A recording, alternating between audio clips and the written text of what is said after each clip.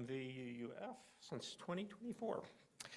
I'm glad to be with you on this very special day as we mark the transition from our beloved former minister, Reverend Laura, to our newly beloved minister, Reverend Diana McLean. We extend a special welcome to those who are visiting us for the first time or earlier in the journey with us. We invite you to fill out a visitor form and take a green visitor packet with you if you haven't done so already. Folks attending the service online can find the visitor form in the chat or comments section. Let me offer some shout outs to those who are making today's meeting possible. First, my wonderful worship associate, Fran. I don't know if you can read all my writing here. Our musical leader for the day is Liv Martin. Our greeters are Kathleen Coate and Mimi Law. Our ushers are Barb Becker and Becky McPeak. And last but not least, our esteemed tech wizard, Richard Duffin. Right. And there is a hospitality committee, and I believe there are goodies downstairs afterwards for those of you who love to socialize afterwards. All right. Once again, and thank you all for joining us this morning on this continued journey. As this is a very special day in the life of this congregation, I'd like to invite forward Tom Ellinger, a member of our Board of Trustees, and Reverend Diana.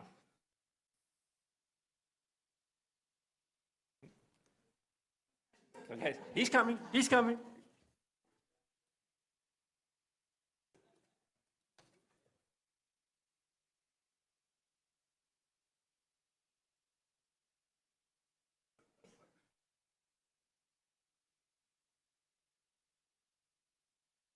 I'm Tom Ellinger. For those of you who don't know, I'm a member of the Board of Trustees. And I've been asked to just give a warm welcome to our new minister, Reverend Diana McLean. And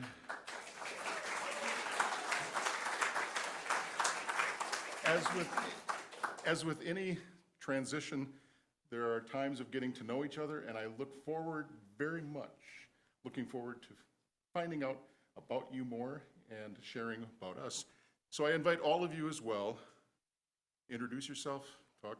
I've spoken with Reverend Diana, and she's very approachable, and we have a wonderful year coming forward. And I'd like to present you with a card. Aww. This is the card that many of us, I think almost all, have signed as a welcome. Well, thank you. There's also a lovely piece of artwork on my door from the children this morning, so I feel thoroughly welcomed. Thank you all. And I'll just put a plug in.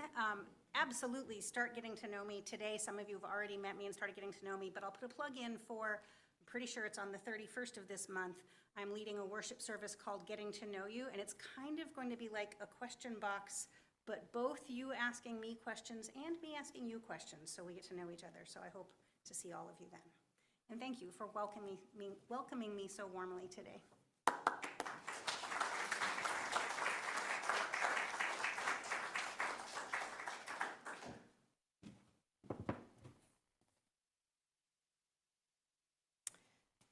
I know many people in here love Mary Oliver almost as much as I do, right? This is the summer day. Who made the world? Who made the swan and the black bear? Who made the grasshopper? This grasshopper, I mean. The one who has flung herself out of the grass. The one who is eating sugar out of my hand. Who is moving her jaws back and forth instead of up and down. Who is gazing around with her enormous and complicated eyes. Now she lifts her pale forearms and thoroughly washes her face. Now she snaps her wings open and floats away. I don't know exactly what a prayer is. I do know how to pay attention, how to fall down into the grass, how to kneel down in the grass, how to be idle and blessed, how to stroll through the fields, which is what I have been doing all day. Tell me, what else should I have done? Doesn't everything die at last and too soon? Tell me, what is it you plan to do with your one wild and precious life? Liv is going to come up and tell us about this song.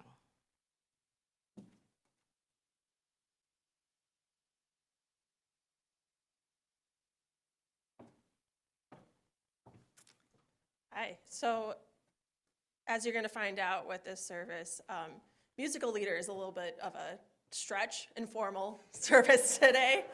I was very upfront that we're going to try to do a little bit of congregation participation, but I've not tried to lead congregation participation before, so we're going to give it a try. But if it doesn't work out, that's okay too. So this particular song is The Power of Kindness, and I attempted to Google the words before this, just to kind of help give you a little bit more of a landmark with the song by an artist called Mamuse, and small group choir has done a piece a while ago, so it shouldn't be totally unfamiliar for people that have been here before if they're familiar with Nicole's style of small ensemble, even though this is a different song. So this song has a little bit of like a call and response where the first part is together. So the first part of the video, you'll get the preview of the lyrics prior, and then the second part, there's a little bit of a call and response of kind of like, I believe in the power of kindness and I believe in the power of love. And that's the part, once we get there, if you so choose, you can participate. So we're gonna do our best to divide this group into two. And I know this middle section is gonna be tricky, so interpret whatever split you want to interpret it as. But for this side, you're gonna hear the first part of the call and response. If you want to do the first part, you'll pick up on it throughout the song, and then on this side, if you want, participate with the second part.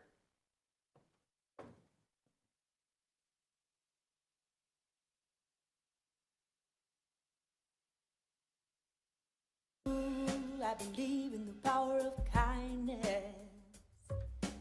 Ooh, I believe in the power of love. Ooh, I believe in the power of kindness. Ooh, I believe in the power of love. We don't know what's coming, but we can help shape what's ahead. Kindness as our currency, the Commonwealth is in our hands. So give a little, all, give a lot, don't stop. A helping hand makes the world go round. There's more than enough. Ooh, I believe in the power of kindness. Ooh, I believe in the power of love, the power of love. Ooh, I believe in the power of kindness. Ooh, I believe in the power of love. Look up now, people, but keep your ear to the ground. We are the river flowing, generosity abound. So give a little, all, give a lot, don't stop. A helping hand makes the world go round. There's more than enough. Ooh, I believe in the power of kindness. Ooh, I believe in the power of love, power of love. Ooh, I believe in the power of kindness. Ooh, I believe in the power of love. Honeybee serves sweetness. Only the world bloom. Bringing love to the flower, from the flower to the fruit. We can learn a thing or two. So give a little, all, give a lot, don't stop. A helping hand makes the world go round. There's more than enough. Ooh, I believe in the power of kindness. Ooh, I believe in the power of love, power of love. Ooh, I believe in the power of kindness. Ooh, I believe in the power of love. We don't know what's coming. We can help shape what's ahead. Kindness as our currency. The commonwealth is in our hands. So give a little, all, give a lot, don't stop. A helping hand makes the world go round. There's more than enough. Ooh, then follow, follow, follow, follow, whoa. Power of love. Give it away, give it away. Whoa, whoa. Generosity. Whoa, away, love, love. Ooh, it's free, it's free, it's free, it's free to give that to receive.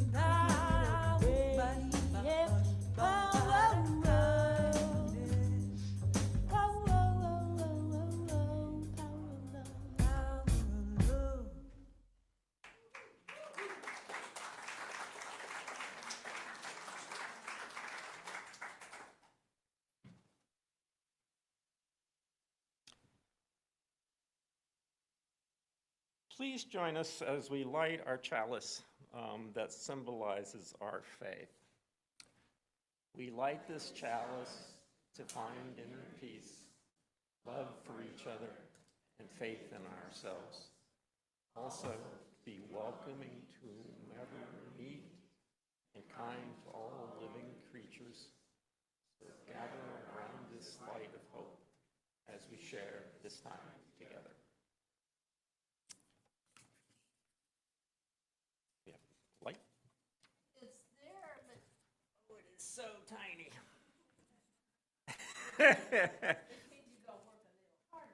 Yeah. Okay. It's now time for our circle of care. As we do every week, let us begin with an opportunity for those here in person and online to bring special attention to our individual joys and sorrows. To participate, please raise your hand and an usher will provide you with a microphone.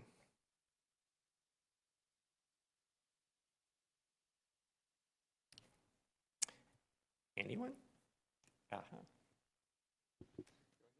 Hi, I'm Barb Berger, and I sing every Tuesday the music that Sonia and I used to sing.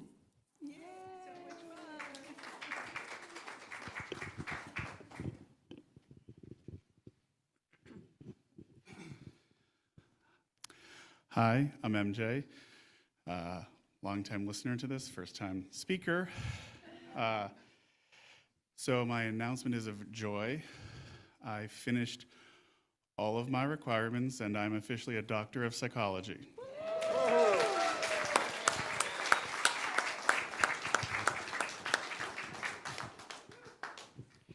I'm Betty Miller, and we've had a busy month of July. My son, who lives in Thailand, came home with his wife and 2 children, and we're here for a whole month. My daughter, who lives in Alabama, came with her wife and her grandson, and we're here for 4 days. And my son and granddaughter, who live here, have been in and out. So we've had lots of fun together with family gathering.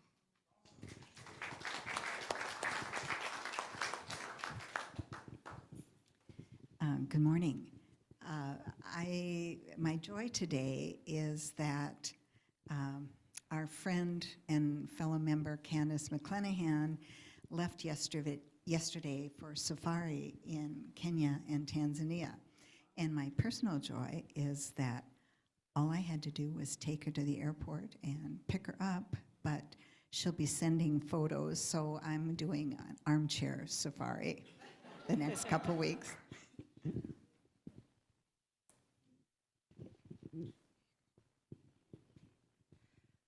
Hi, I'm Marcy Lovejoy, and a lot of you don't realize that a couple of years ago I lost my vision, and I wanted to I wanted to pay somebody for certain help that I need. One is I need my stack of clothes organized. It's not too bad, but and mostly I wear black tops and pants, so I haven't had to worry too much about things going together. And the other thing I need help with is after I was in the nursing home about a year ago, it left me with a $13,500 bill because, well, it turns out occupational therapy was subpar. If they would have let me know, I was concerned about taking my eye drops correctly to try to not lose my vision. And so anyway, I need help with, I was really good at putting together fighting words about issues, but I certainly can't type it up. So if there's somebody, high school, college, or anyone that either of those tasks appeal to, I'd appreciate hearing from you. Thanks.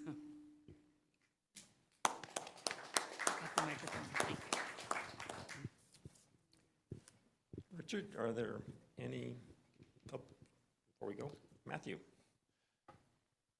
Just got back from Camp Unistar. It was fun.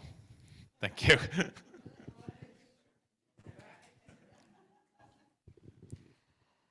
One of the great joys about this trip, they were very accommodating to Antonio, who decided to go by the name Mary the whole week. And, you know, being Unitarian Universalist, everybody just went with it. It's like, okay, this kid says his name is Mary. His name is Mary, and he could go to a dance rocking a dress. It was awesome. Everybody did not look at us strange having a gender fluid child. We appreciated that.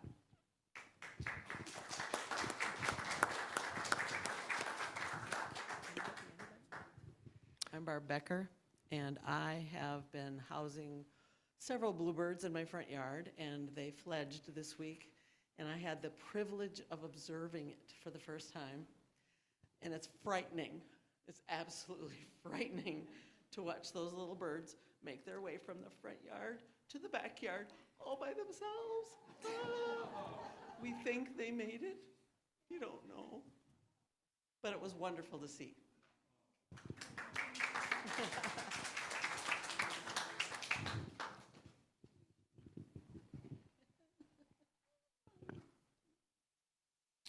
Richard? No, nothing online. Okay. Let's move on to announcements. Does anybody have an announcement for today? I'll begin with a couple. First, Reverend Diana would like me to note that the worship team and anybody else who might be interested in joining the worship team will meet with her in the conference room, the far room, from 12:30 to 3:30, and that food is purely optional, but think about it. The other announcement is simply that the meditation centering space is going to be on hiatus for until the beginning of September. So there's that. Yes.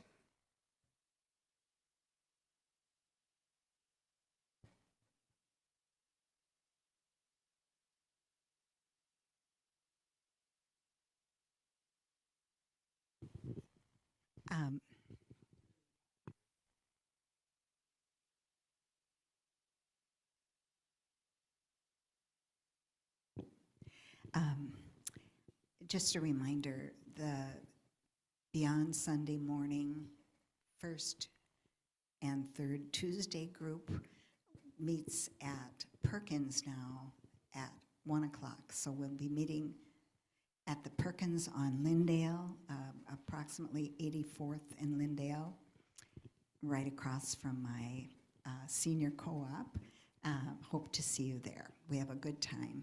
Come for just a beverage, or some of us have lunch, and it's open to all genders. Thank you. Okay, thank you.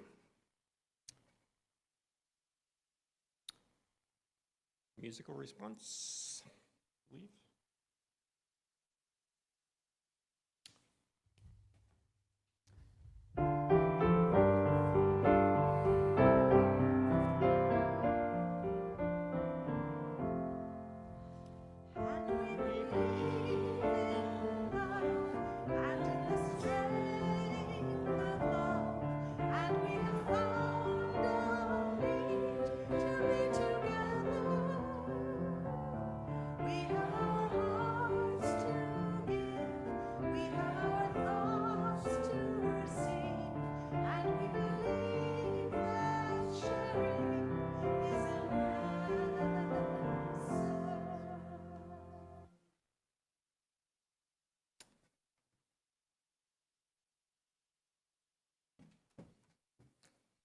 For the centering space this morning, Steve has found this reflection from Thich Nhat Hanh called Space is Freedom.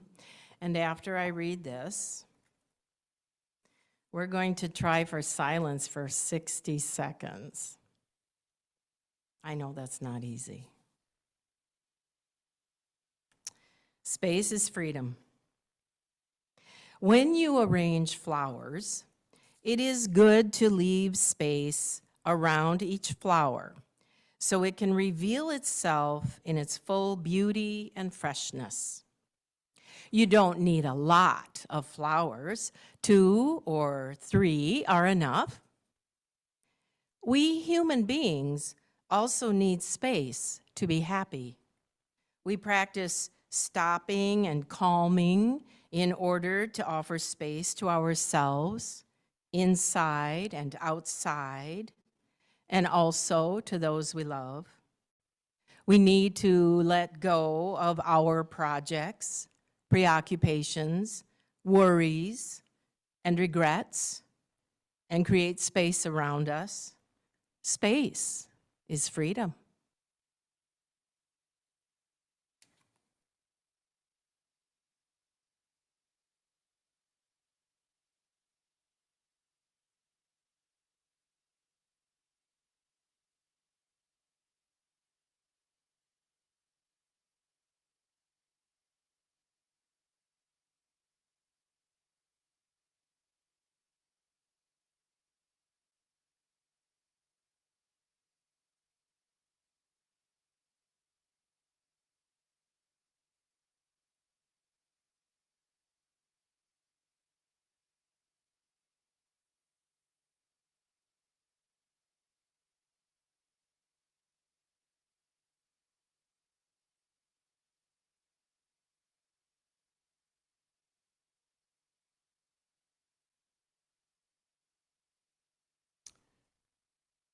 It's now time to collect the morning offering.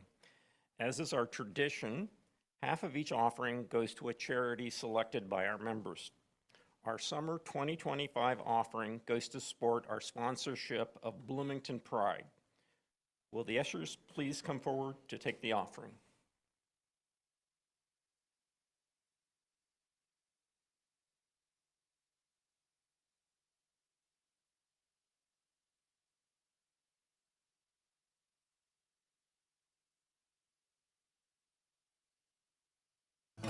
Holy is the dish and drain, the soap and sink and the cup and plate, the warm wool socks, the cold white tie, shower heads and good dry towels, and frying eggs sound like songs, with bits of salt measured in my palm, and it's all a part of a sacrament as holy as a day you spent. Holy is the busy street, the cars that boom with passion speed, and the checkout girl counting change, the hands that shook my hands today, and hymns of peace fly overhead and spread their wings like their parents did.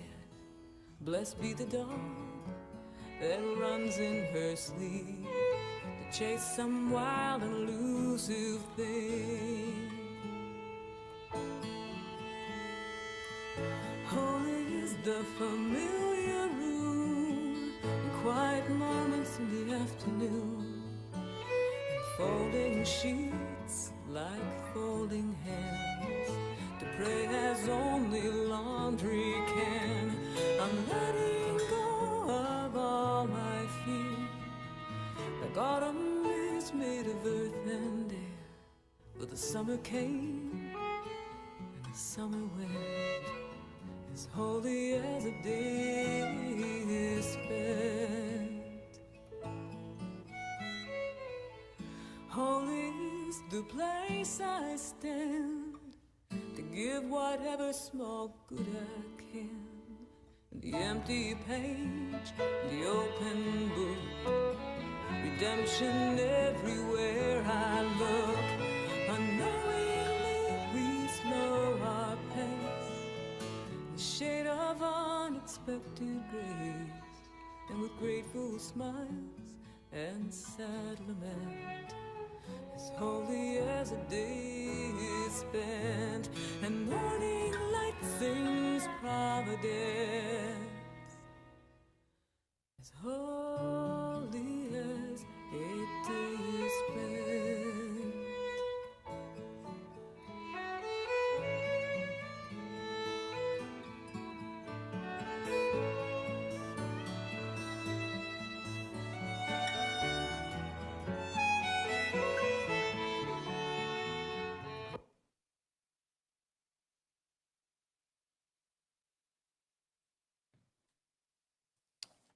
Okay, let me begin by saying you're not going to get the sermon or talk that was listed. I did lots and lots of research, hoping to wow you all with the way that Buddhism can be seen in lots and lots of ways, and that it sort of is crystallized in what's now the mindfulness movement. But I realized that I was actually preparing what would amount to be a semester's worth of lectures. So I'm going to narrow this down to probably what's more an appropriate focus, and it's just my experience with Buddhism, a little bit about Buddhism 101, and most importantly about the Unitarian Universalist Buddhist Fellowship. So, I've never lived in a Buddhist monastery, nor practiced Buddhism with an ordained monk. Rather, my journey to Buddhism has been eclectic and lay-led. When I moved to Iowa City in 2006, I purchased a home adjacent to that of Steve Locker, a member of the UU Society of Iowa City. Shortly before my arrival, Steve had organized an informal meditation group comprised of a mix of local UUs and his fellow workers at the University of Iowa Hospital System. He convinced me to join. About 6 of us met weekly, practiced meditation, and discussed books by American Buddhist authors like Jack Kornfield, Sharon Salzberg, and Tara Brach. A few years later, the Iowa City UU congregation formed a UU Buddhist fellowship group, and I switched my practice there. Later still, in 2016, my friend Stephen Pretorelli formed Winding Path, a lay-led sangha in the tradition of Thich Nhat Hanh's Plum Village Monastery. The largest cohort within Winding Path were and remain local UUs. From 2018 to 2021, I served as one of Winding Path's co-facilitators, leading every 4th meeting. I also led Winding Path's quite active book group. I haven't given a formal talk in 10 years. I also led Winding Path's quite active book group. I was attracted to Buddhism for the same reason I'd been drawn to UUism itself. That is, I want to live what's variously called a good or examined life. For me, this involves following the golden rule, placing the best interests of others front and center, and trying to help make the world a better place than it currently is. I found that insight-based meditation has sharpened my self-awareness and allowed me to act more skillfully in trying to live up to the values that I cherish. Sure, I frequently fail to live up to my values, sometimes on an hourly basis, and sometimes minute to minute. Nonetheless, Buddhism has allowed me to frame my daily life in ways that I wouldn't otherwise. It's given me an appreciation of the unnecessary suffering I bring to my life and to that of others, and serves as a gentle prod to act in ways that allow me to demonstrate self-compassion, compassion towards others, equanimity, non-judgment, and a lot of other good traits. Above all, it has elevated my appreciation of the simple joy found in being present in everyday moments. When I remind myself to be present, chores like pulling weeds and making simple meals take on an added, more positive meaning. Hiking in Wisconsin's northern woods has become my religion. Thus, obviously, you get to marry Oliver. Today, I'd like to touch briefly on Buddhism's basic tenets and Buddhism's close connections to UUism. Reverend Laura encouraged me to establish a UU Buddhist fellowship at MVUUF, as she explained, because it might help further broaden our combined approach to spirituality. This talk is a way of taking a first step in that direction.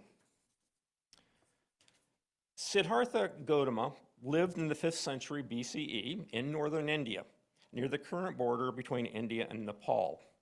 As we perhaps all know, he grew up in a privileged background in an urban setting.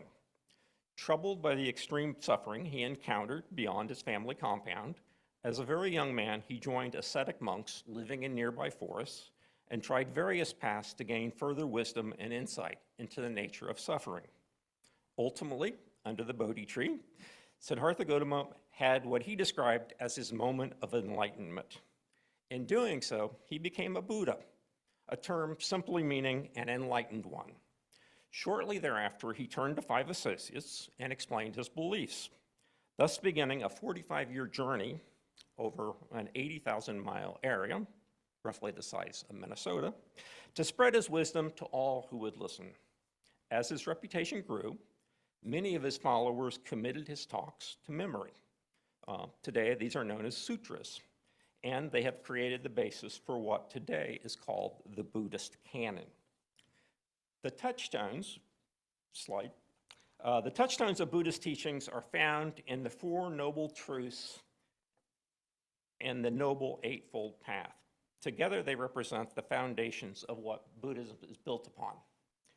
The first Noble Truth provides the Buddhist core analysis of suffering itself and its potential resolution. It begins with the assertion that our lives are impermanent and shaped by dukkha, a term that is variously translated as suffering, unnecessary suffering, or unsatisfactoriness. Personally, I think unnecessary suffering hits the mark best. In essence, it suggests that while pain and suffering are central to our existence, we as humans make matters much worse than is necessary. The second noble truth is that dukkha originates from our cravings, desires, and longings, and from our attachment to our transient existence. The third noble truth is that our attachments can be severed by learning to let go of our cravings. Much of our suffering is not inevitable. And lastly, the fourth noble truth is that there's a method to lessen our suffering. That is, the Noble Eightfold Path provides the means to these ends. If we cultivate certain qualities and behave in certain ways, we gain the wisdom that lets us lessen, if not eliminate, dukkha in our lives. While time doesn't allow a fuller explanation, I think the steps on the Eightfold Path are fairly self-evident, or at least easily imagined. One key aspect of the Eightfold Path as a whole is that the steps break down into 3 categories, and the categories flow in an intentional way. For me personally, I think it's most intuitive to move on to the next. It's most intuitive to view them flowing upward. That is, one cultivates mental discipline, then applies them to ethical values, and over time achieves and practices true wisdom. To get a working sense of Buddhism's evolution, it's important to consider the limits of the Buddha's beliefs and actions, and by extension, the parameters of Buddhism, whether seen as a practice or as a religion. First, Siddhartha Gautama did not set out to found a religion. His was an ethical system aligned with his understanding of how to lessen suffering. The Buddha never described himself as a god or a deity. He was simply an enlightened one. The Buddha also did not describe his belief system as the truth. He did not create something akin, say, to the Ten Commandments. Instead, he repeatedly told his followers that while he had developed a system for his enlightenment, they should not take his word alone, but try it for themselves and then determine if it worked for them. Lastly, it's important to point out that the Buddha lived in an Indian world suffused with spirits, gods, deities, and the concept of samara, or never-ending rebirth, what we would today call reincarnation. He did not pointedly reject these spiritual beliefs, but instead incorporated them into his own system, simply honoring them rather than either banning them outright or elevating them to even higher importance. This even-handedness has allowed Buddhism to accept or reject the supernatural and other religious traditions as circumstances have allowed. In Southeast Asia today, Buddhism has evolved in ways that continue to privilege ancestor worship and venerate nature-oriented gods. I saw a recent Pew poll that in 2019 that virtually 90% of Buddhists in Vietnam believe that you cannot truly be a Buddhist if you don't practice ancestor worship or venerate hundreds of gods. So, in China and then Japan, Buddhism readily absorbed the influence of Taoism and to a lesser extent Confucianism, creating what is known today as Zen Buddhism. In our own recent history in the United States, Buddhism has often moved in directions that have little religious overlay beyond its ethics.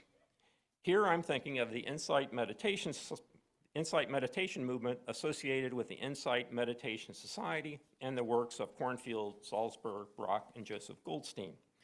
Our modern secularized mindfulness movement, in turn, has intentionally taken Insight meditation even one step further. Its founder, Jon Kabat-Zinn, openly acknowledges both mindfulness's Buddhist underpinnings and his decision to limit references to Buddhism per se in order to make it acceptable to modern medicine and the general public. Mindfulness's popularity in the US today has far eclipsed that of Buddhism per se. On to UUs. Unitarian Universalists have long been attracted to Buddhist thought. In the early 19th century, Unitarians like Henry David Thoreau, Ralph Waldo Emerson, and Mary Fuller cited Indian religions as an important influence while developing transcendentalism, a philosophical and religious approach that found the divine in connection with the everyday and especially nature. Much of this early interest, however, failed to go far beyond Unitarian intellectual circles. A much more lasting Unitarian Universalist connection developed after World War II, partly because of Unitarian assistance in relocating Japanese Americans who had been interned during the war.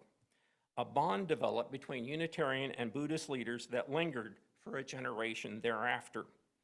In several cities, including Minneapolis, Unitarians and then Unitarian Universalists offered their buildings as temporary homes for Buddhist immigrant groups as they relocated and built permanent temples. This increased the UUA's appreciation for Buddhist beliefs. Occasional articles appeared in the UU World in the 1960s and 70s about our Buddhist ties. When a very young Thich Nhat Hanh sought publication of his early works, he often turned to our own Beacon Press. In 1975, Beacon published Thich Nhat Hanh's Miracle of Mindness, a source of inspiration for, among others, Jon Kabat-Zinn. In time, Beacon would publish nearly a dozen of the Nobel Prize nominees' works. Our Chicago Theological School, Meadville Lombard, began including Buddhism in its curriculums a few years later.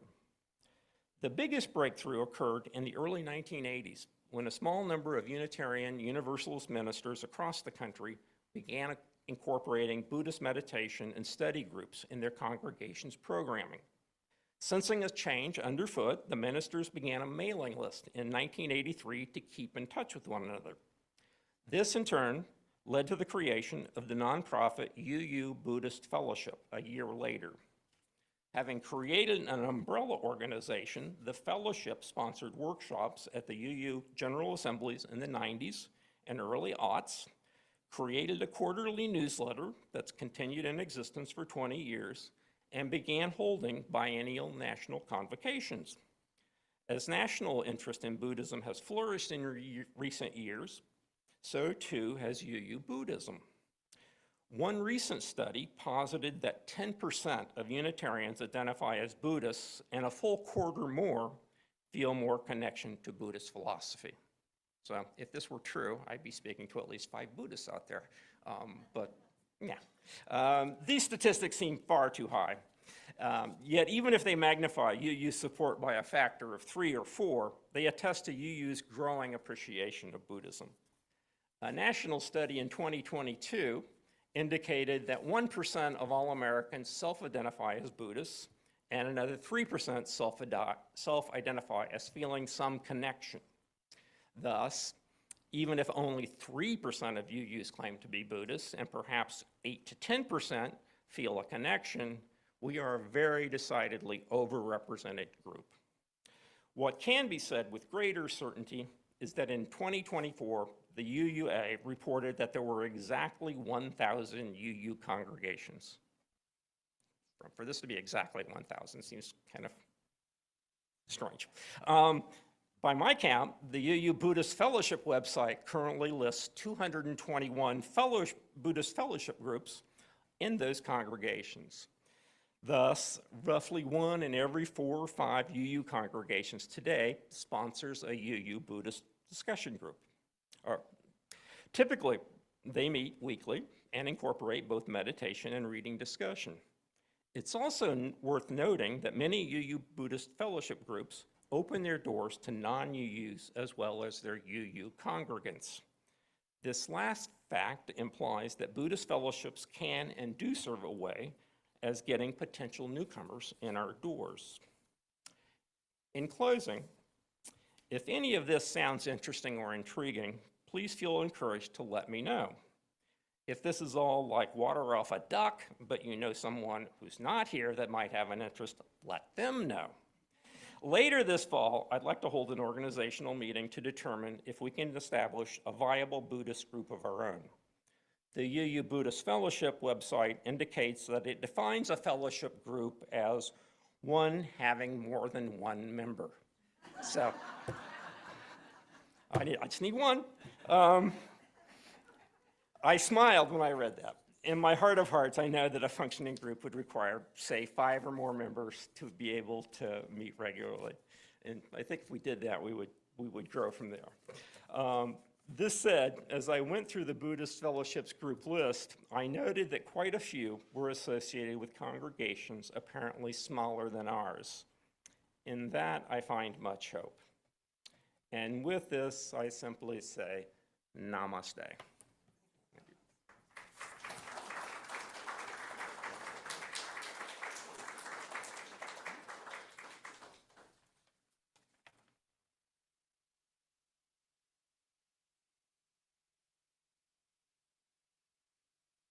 Next, we'll have a familiar song to many of us, Peter Mayer's Blue Boat Home.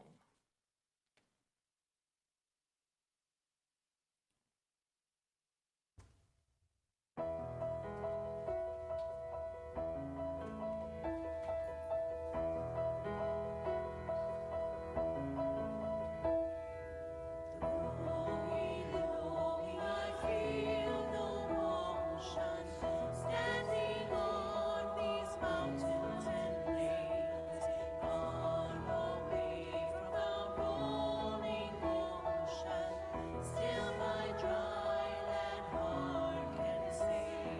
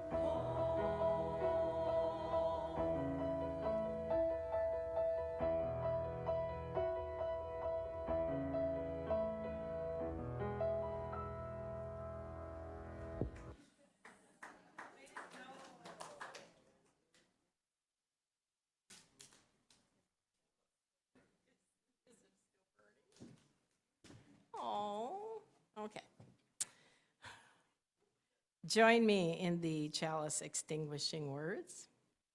We extinguish this flame, but not the light of truth, the warmth of community, or the fire of commitment. These we carry in our hearts until we are together again.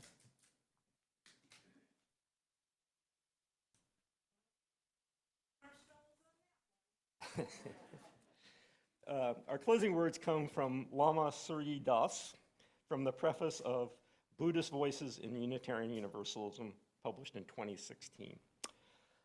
This is my final selling point. Buddhism and Unitarian Universalism value many of the same things, including experiential practice, study and self-inquiry, mindful awareness cultivation, insightful wisdom development, and loving kindness, combined with active compassion in the world.